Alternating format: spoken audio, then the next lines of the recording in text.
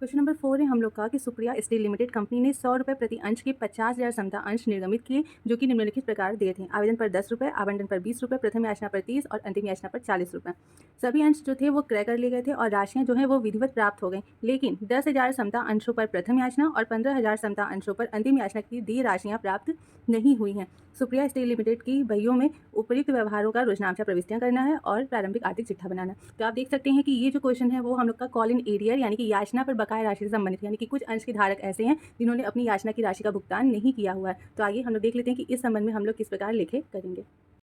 तो journal entry में सबसे पहले हम लोग क्या करेंगे, आवेदन राशि प्राप्त होने की एंट्री। तो एंट्री क्या होती है, सिंपल सी बैंक या फिर कैश अकाउंट डेबिट हम लोग कर देते हैं। ठीक है, डेबिट टू क्या हो जाएगा, समता अंश है तो to equity share application account. ठीक है, ये हो जाता है being equity share application money received कितने शेयर्स पे, ऑन बोला है कि 50,000 समता अंशों का निर्गमन हुआ और सभी अंश खरीद लिए गए, यानी कि टोटल 50,000 का निर्गमन हुआ और 50,000 पे ही आवेदन राशि भी प्राप्त हुई है। तो क्या हो जाएगा, ऑन 50,000 शेयर्स एट रुपी कितने रुपए की दर से आवेदन राशि प्राप्त हुई है, तो 10 रुपये की दर से। ठीक, तो कितना हो जाएगा, 50,000 शेयर पे 10 रुपये की दर से आवेदन राशि प्राप्त हुई तो कितना मिला है, 5 लाख रुपये। ठीक, ये दिखा देंगे। फिर इस इक्विटी शेयर एप्लीकेशन अकाउंट को इक्विटी शेयर कैपिटल अकाउंट में ट्रांसफर करेंगे, तो हो जाएगा equity share application account debit, ठीक, to equity share capital account being equity share application money transferred to equity share capital account. ठीक, कितना, तो 5 लाख रुपए जितना आवेदन राशि प्राप्त हुई है उसे हम लोग इक्विटी शेयर कैपिटल में ट्रांसफ़र कर दिए। ये हो गई आवेदन की बात। अब इसके बाद क्या होगा, कंपनी आवंटन की राशि मांगेगी। तो आवंटन की राशि मांगने की एंट्री क्या होती है, तो हो जाएगा equity share allotment account debit करेंगे to equity share capital account. ठीक, ये हो गई मांगने की एंट्री। जगह being equity share allotment money due on कितने शेयर पे, तो 50,000 शेयर पे जितने की आवेदन राशि प्राप्त हुई है, ऑन 50,000 शेयर्स एट रुपी कितने रुपए की दर से आवंटन मांगा गया है, तो 20 रुपये की दर से, तो रुपी 20 हो जाएगा। तो 50,000 शेयर्स पे 20 रुपये की दर से मांगा गया तो कितना मांगा गया, 10 लाख रुपये। ठीक, ये हो गई मांगने की एंट्री। अब इसके बाद क्या करेंगे, आवंटन की राशि प्राप्त होने की जनरल एंट्री। तो एंट्री क्या होगी, सिंपल सा बैंक अकाउंट डेबिट करेंगे to equity share allotment account. ठीक, being equity share allotment money received. ठीक, कितना मांगा गया था, 10 लाख, और 10 लाख पूरा मिल गया है। अब इसके बाद क्या होगा, इसके बाद कंपनी जो है वो प्रथम याचना की राशि मांगेगी। तो उसकी एंट्री क्या करेंगे, तो एंट्री हो जाएगी फर्स्ट कॉल मांगने की, equity share first call account debit to equity share capital account. ठीक, ये मांगने की एंट्री हो गई। हो जाएगा being equity share first call money due on 50,000 shares at rupee 30। ठीक है, 30 रुपये की दर से 50,000 शेयर पे प्रथम याचना मांगी गई है, तो कितना हो गया, 15 लाख। तो यहाँ पे 15 लाख रुपए हम लोग दिखा देंगे। ठीक, अब यहाँ पर हमारा मेन आता है मुद्दा, जो हमारा क्वेश्चन है किससे संबंधित है, याचना पर बकाया राशि से। तो जैसा कि आप क्वेश्चन पढ़ेंगे तो इसमें लिखा है कि 10,000 समता अंशों पर प्रथम याचना की और 15,000 समता अंशों पर अंतिम याचना की राशि प्राप्त नहीं हुई है। तो देखिए, जो याचना की राशि प्राप्त नहीं होती है तो उसकी जो जनरल एंट्री होती है वो हम उस याचना की राशि से संबंधित जनरल एंट्री करते टाइम ही करते हैं। जैसे कि अभी हमने क्या किया, प्रथम याचना की राशि मांगी है और क्वेश्चन में हमें बोला है कि हमें 10,000 समता अंशों पर प्रथम याचना की राशि प्राप्त नहीं हुई है। तो अब यहाँ पर हम लोग एक जर्नल एंट्री करेंगे। जर्नल एंट्री सेम वैसे ही होगी जैसे हम लोग अभी तक करते हैं, उसमें बस थोड़ा सा चेंजेस होगा। क्या होगा, तो देखिए एंट्री हम लोग करेंगे bank account debit call in arrears account debit to equity share first call account. ठीक है, अब देखिए जो कॉल इन एरियर अकाउंट यहाँ पर हमने अलग से डेबिट किया है, ये इसीलिए डेबिट किया गया है कि कॉल इन एरियर को हिंदी में बोलते हैं याचना पर बकाया, यानी कि जो राशि हमें प्राप्त नहीं हुई है वो हम यहाँ पर दिखाते हैं। सिंपल सा समझिए कि हमने फर्स्ट कॉल पे कितनी राशि मांगी, टोटल 15 लाख, तो हमने यहाँ पर 15 लाख रुपये फर्स्ट कॉल के सामने दिखा देंगे।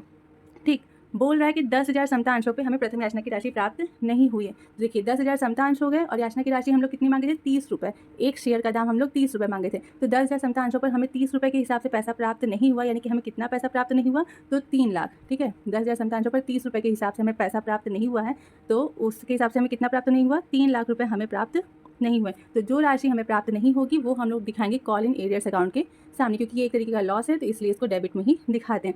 तो 10,000 अंशों पे सिर्फ और सिर्फ हमें प्राप्त नहीं हुआ है, तो बाकी के 40,000 अंशों पे तो प्राप्त हुई होगी ना। देखिए टोटल 50,000 समता अंशों पे हम लोगों ने मांगा था, जिसमें से कि 10,000 अंशों पे नहीं मिला पैसा, तो बाकी 40,000 समता अंशों पे मिला होगा। तो 40,000 समता अंशों पर 30 रुपये की दर से हमें प्रथम याचना की राशि मिली होगी, तो कितनी मिली हो गई, 12 लाख रुपये। तो जो 12 लाख मिला है वो यहाँ दिखा देंगे। तो देखिए 12 लाख और 3 लाख टोटल कितना हो गया हमारा, 15 लाख बराबर हो गया, यानी कि 12 लाख रुपये हमें प्रथम याचना का मिला है, 3 लाख नहीं मिला है, और टोटल हमने मांगा कितना था, 15 लाख रुपये। बस इतना ही हमें दिखाना होता है और कुछ भी नहीं। यहाँ पर हो जाएगा कि being equity share first call money received on only 40,000 shares. ठीक है, यहाँ पे लोग लिख कर देखेंगे कि 40,000 शेयर मिला 10 शेयर पे नहीं ना, 40,000 शेयर एट ₹30।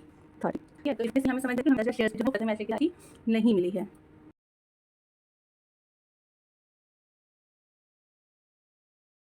तो देखिए ये तो जो हमारी थी ये फर्स्ट कॉल के कॉल इन एरियर समझ हम लोगों ने जर्नल एंट्री कर ली। अब उसके बाद जो द्वितीय याचना है यानी कि अंतिम याचना है, उसकी मांग जो है वो कंपनी करेगी। तो जब अंतिम याचना की मांग कंपनी करेगी तो एंट्री क्या हो जाएगी equity share final call account debit कर देंगे to equity share capital account. ठीक, ये एंट्री हो जाएगी being equity share final call money due on 50,000 shares at rupee कितने रुपए की दर से, 40 रुपये की दर से। तो 50,000 शेयर पे 40 रुपये की दर से अंतिम याचना मांगी गई तो कितना हो जाएगा, 2 लाख रुपये, सॉरी ये जगह आपका 20 लाख रुपये। ठीक, ये दिखा देंगे। ठीक है, अब क्वेश्चन में बोला है कि 15,000 समता अंश जो थे उन पर अंतिम याचना की राशि जो है वो भुगतान नहीं हुई है। तो सेम जर्नल एंट्री यहाँ पर भी होगी, क्योंकि यहाँ पर भी जो है वो 15,000 समता अंशों की राशि प्राप्त नहीं हुई, यानी कॉल इन एरियर हुआ है। तो यहाँ पर जाएगा bank account debit call in arrears account debit to equity share final call account. ठीक, being equity share final call money received on, देखिए 50,000 समता अंशों पे मांगा गया था, लेकिन बोल रहा है कि 15,000 समता अंशों का भुगतान नहीं हुआ। तो 50,000 में से 15,000 माइनस करेंगे तो कितने अंशों पे भुगतान हुआ है, 35,000। तो लिखेंगे 35,000 35,000 शेयर्स एट रुपी कितनी दर से, 40 की दर से। अब हम लोग अमाउंट कैसे दिखाएंगे, तो टोटल हम लोगों ने कितना मांगा फाइनल कॉल पे, 20 लाख रुपये, ये दिखा देंगे। 15,000 शेयर्स पे नहीं मिला, देखिए तो 15,000 शेयर्स पे 40 रुपये की दर से नहीं मिला, तो कितना नहीं मिला, 6 लाख रुपये नहीं मिले। और 35,000 शेयर्स पे 40 रुपये की दर से पैसे मिले हैं, तो कितने मिले हैं, 14,000 रुपये, अरे सॉरी 14 लाख रुपये। ठीक, बस हम लोग को ऐसे ही करके दिखाना था।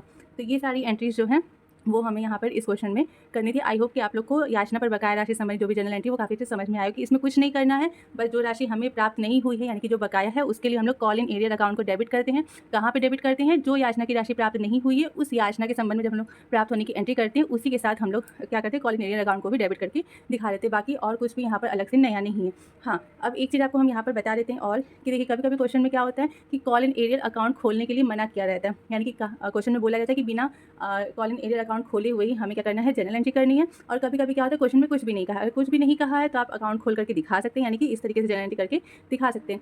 लेकिन अगर क्वेश्चन में कहा है कि आपको कॉल इन एरियर अकाउंट नहीं खोलना है और बिना खोले आपको जनरल एंट्री पास करनी है, तो उस कंडीशन में आप कैसे जनरल एंट्री करेंगे, उसके लिए हम लोग देखेंगे अपने क्वेश्चन नंबर 2 को, क्वेश्चन नंबर 5 को देखेंगे, जो कि इसके बाद हमारा क्वेश्चन आएगा। तो उसको देखने से पहले हम लोग ये देख लेते हैं कि इस संबंध में, इस क्वेश्चन के संबंध में जो है आर्थिक चिट्ठा कैसे बनेगा। तो यहाँ बैलेंस शीट में सबसे पहले हम लोग क्या दिखाते हैं, तो सबसे पहले हमारी फर्स्ट हेडिंग जो होती है वो होती है इक्विटी एंड लिएबिलिटीज़। ठीक, ये हेडिंग होती है। इसके अंदर सबसे पहले क्या आता है, शेयर होल्डर्स फंड्स। ठीक है, ये हेडिंग आता है जिसके अंदर हमें यहाँ पर मेनली क्या दिखाना है, तो हमें यहाँ पर दिखाना है शेयर कैपिटल। ठीक, ये शेयर कैपिटल दिखाएंगे। अब आप लोग को ये अच्छे से पता है कि शेयर कैपिटल जो है वो यहाँ पर जो अमाउंट हम लोग दिखाते हैं वो कौन सा कैपिटल होता है, जो होता है पेड अप, यानी कि जितनी चुकता पूंजी है कंपनी की उसे ही हम लोग सिर्फ और सिर्फ दिखाएंगे। तो यहाँ पर कंपनी की जो चुकता पूंजी है वो है टोटल 41 लाख रुपये, तो उसे हम लोग यहाँ दिखाएंगे। अभी 41 लाख रुपये कैसे आए हैं, तो उसे हम लोग कहाँ देखेंगे, नोट्स टू अकाउंट्स अभी हम लोग यहाँ पर बनाएंगे वर्किंग नोट की तरह, वहाँ पर हम देखेंगे कि ये 41 लाख रुपये कैसे आए हैं। तो बस ये यहाँ पर हमें सिर्फ और सिर्फ इस क्वेश्चन में शेयर कैपिटल ही दिखाना है लायबिलिटीज़ में, तो इसे क्लोज कर देंगे। फिर दूसरी हेडिंग हम लोग की क्या आएगी, एसेट्स की। ठीक, एसेट्स की आएगी। तो एसेट्स में हम लोग यहाँ पर क्या दिखाएंगे, करेंट एसेट्स। करेंट एसेट्स में हम लोग को क्या दिखाना होगा, कैश एट बैंक या फिर कैश एंड कैश इक्विवेलेंट आप बोल सकते हैं। तो जाहिर सी बात है 41 लाख की पूंजी है तो बैंक में पूंजी भी कितनी की होगी, 41 लाख की, तो ये दिखा देंगे। बस इसके बाद इसे क्लोज कर देंगे, ऊपर से भी ये क्लोज हो जाएगा और यहाँ पर भी ये भी ऊपर से ही क्लोज रहेगा। तो ये था बैलेंस शीट। अब इसका जो 41 लाख रुपये ये कैसे आया वो हम लोग बनाएंगे, उसके लिए नोट्स टू अकाउंट्स। तो यहाँ नोट्स टू अकाउंट्स में हम लोग क्या करेंगे, सबसे पहले हम मेनली हमें शेयर कैपिटल ही दिखाना है और कुछ तो यहाँ पर दिखाना नहीं है। तो शेयर कैपिटल हो जाएगा।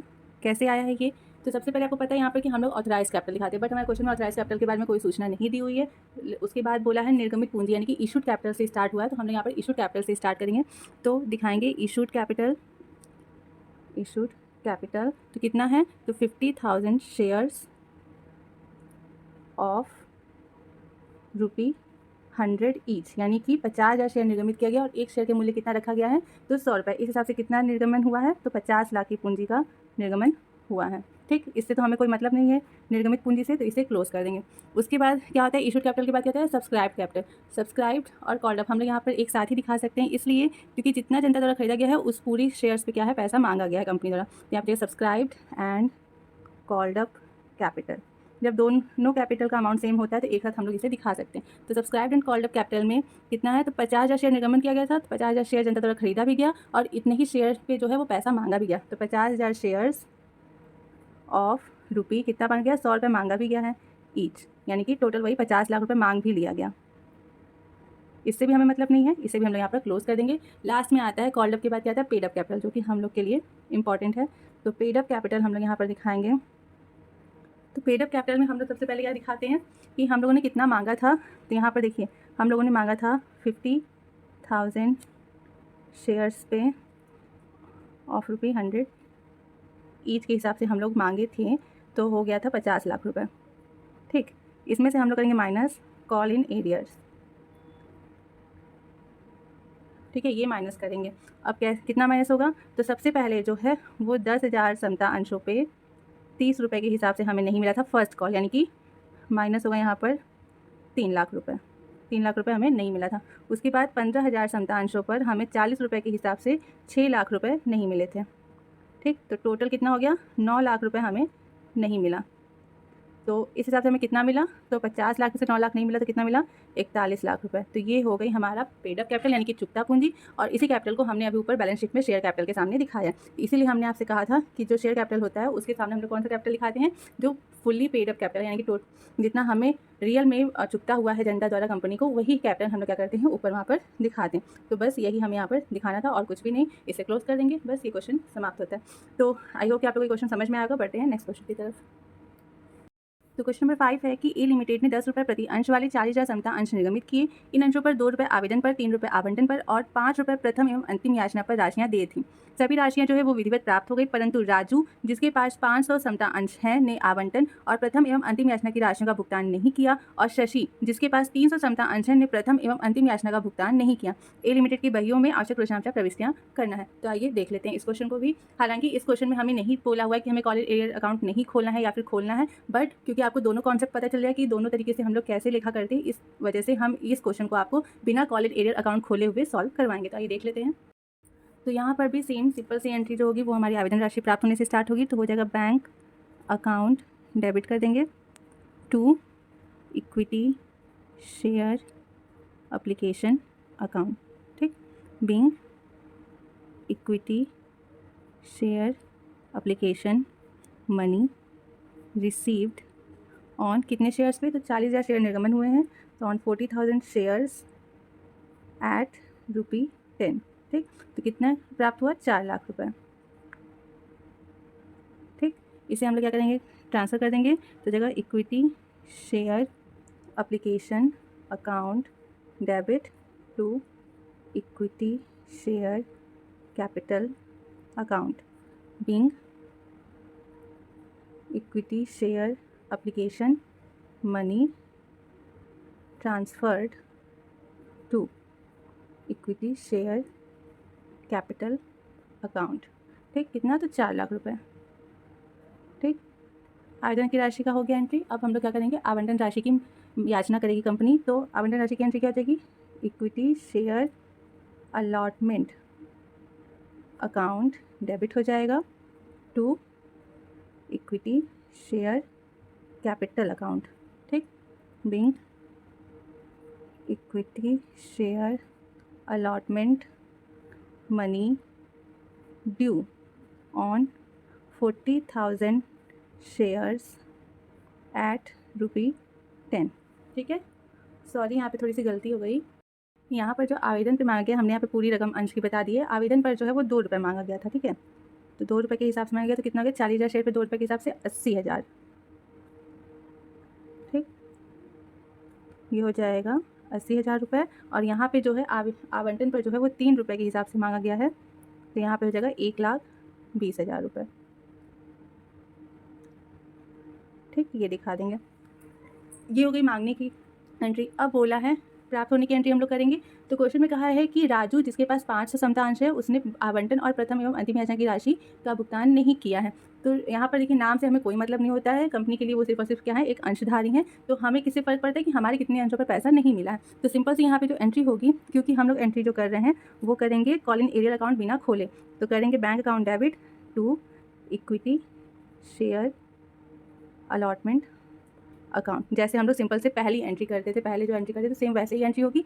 अमाउंट में सिर्फ और सिर्फ यहाँ पर फ़र्क होगा। क्या फ़र्क होगा, तो देखिए टोटल कंपनी ने 40,000 अंश निर्गमित किए थे, ठीक है, जिसमें से कि 500 अंशों पे क्या हुआ है कि फर्स्ट अलॉटमेंट का जो है पैसा वो नहीं मिला। तो कितने अंशों पे मिला होगा, 39,500 अंशों पे मिला होगा।